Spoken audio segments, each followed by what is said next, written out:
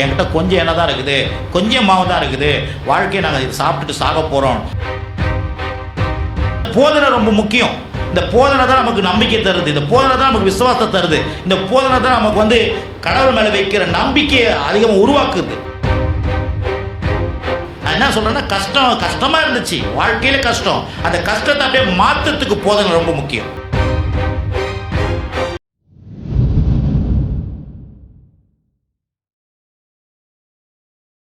கடவுளுக்காக எப்படி வாழ்றது, கடவுளை நம்பி எப்படி வாழ்றது. வெறும் நீ வந்து இந்த சூழ்நிலையை பார்த்து நம்பி அவங்க வந்து சாகிறதுக்கு போகிறாங்க. ஆனால் கடவுளை நம்பும் பொழுது இந்த சூழ்நிலையெல்லாம் உனக்கு பிரச்சனை மாறிடும், உன்னுடைய சூழ்நிலை கஷ்டம் மாறிடும்னு கற்றுக் கொடுக்குறாரு. அதே மாதிரி அவங்க செய்கிறாங்க. செஞ்ச உடனே ஒன்றும் இல்லை, என்கிட்ட கொஞ்சம் எண்ணெய் தான் இருக்குது, கொஞ்சம் மாவு தான் இருக்குது, வாழ்க்கையை நாங்கள் இது சாப்பிட்டுட்டு சாக போகிறோம். அப்போது வந்து அவர் சொல்லி தராரு, எப்பா இந்த மாவையும் எண்ணெயை மட்டும் பார்க்காத, இந்த மாவையும் எண்ணெயும் உருவாக்கி தருகிற தெய்வத்தை பாரு அப்படின்னு நாங்கள் ஒரு போதனையை போதிக்கிறார். அப்போ போதனை எவ்வளோ காலையில், இந்த காலை வேலை ஏன் வரோம், ஏன் ஆலயத்துக்கு வரோம், ஏன் வீட்டில் உட்காந்துருக்கிறது கிடையாது. ஏன்னா இந்த போதனை ரொம்ப முக்கியம். இந்த போதனை தான் நமக்கு நம்பிக்கை தருது, இந்த போதனை தான் நமக்கு விசுவாசத்தை தருது, இந்த போதனை தான் நமக்கு வந்து கடவுள் மேலே வைக்கிற நம்பிக்கையை அதிகமாக உருவாக்குது. ஆகவே நம்ம போதனை கேட்கறதுக்கு வரோம்.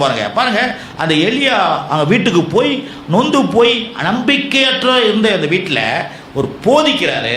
போதனை வந்து அவங்க வாழ்க்கைனா அவருக்கு தான் விசுவாசம் உண்டாகுது. விசுவாசம் உண்டான பிறகு அங்கே இருக்கிற பிரச்சனை கஷ்டம் மாறிடுது. பார்த்தீங்கன்னா அவங்க போய் அதே மாதிரி செய்கிறாங்க, சொன்ன மாதிரியே செய்கிறாங்க. செஞ்ச பிறகு இப்போ கொஞ்சம் எண்ணெயில் கொஞ்சம் மாவு பெருக ஆரம்பிச்சிடுச்சு. பெருக ஆரம்பித்தவொடனே அப்படின்னா அந்த கஷ்டம் மாறுதாங்க. நான் என்ன சொல்கிறேன்னா, கஷ்டமாக இருந்துச்சு, வாழ்க்கையில் கஷ்டம், அந்த கஷ்டத்தை அப்படியே மாற்றத்துக்கு போதனை ரொம்ப முக்கியம். ஹலோ, கஷ்டமாக இருக்குது அப்படி வீட்டில் உட்காந்துருக்கிறது கிடையாது. கஷ்டமாக இருக்குதுன்னு சொல்லிட்டு கடவுளை தேடாத இருக்கக்கூடாது. கஷ்டமான நேரத்தில் தான் தேவனுடைய போதனை உட்காந்து கேட்கணும். உங்கள் வீட்டில் கஷ்டமாக இருக்குல்ல, பிரச்சனையாக இருக்குது, உடனே என்ன பண்ணணும், இந்த வாரம் வந்து கேட்டோமே அப்படின்னு சொல்லிட்டு கேட்டது மட்டும் இல்லை, போட்டு திருப்பி கேட்கணும். எங்கடா ஏஎஃப்டி கும்டி பூண்டி அந்த ஃபேஸ்புக் எங்கே இருக்குது, பாஸ்டருடைய ஃபேஸ்புக்கில் எங்கே இருக்குது, எங்கே யூடியூப் இருக்குது, உடனே போட்டு பார்க்கணும் உட்காந்திங்கன்னு. ஒரு வாட்டி கேட்டால் போட்டோம் போதாது. நாங்கள் ஒரு மாட்டி கேட்குறது இல்லை, கேட்டுன்னு போப்போம். ஏன்னா அதுதான் நம்மளுடைய அந்த போதனை தான் அந்த குடும்பத்தில் இருக்கிற கஷ்டத்தை மாற்றணும். ஹலோ, அதுக்கப்புறம் பார்த்தீங்கன்னா அவங்க குடும்பம் அவங்க சாப்பிட்டது மட்டும் இல்லை, இவங்க போதனையை கேட்ட பிறகு மற்ற குடும்பத்துக்கெல்லாம் இவங்க கொடுக்குற அளவுக்கு ஆகிட்டாங்க. அப்போ எந்த குடும்பம் போதனை கேட்குதோ, கர்த்தருடைய வார்த்தையை கேட்குதோ, அந்த குடும்பம் மற்ற குடும்பத்துக்கெல்லாம் கொடுக்கக்கூடிய குடும்பமாக மாறிடும். ஏன்னா இந்த கஷ்டத்தை கர்த்தர் மாற்றினவர் இவங்க என்ன பண்ண, கஷ்டமாக இருக்கிறவங்களுக்கு உதவி செய்கிற மக்களாக மாறிட்டாங்க.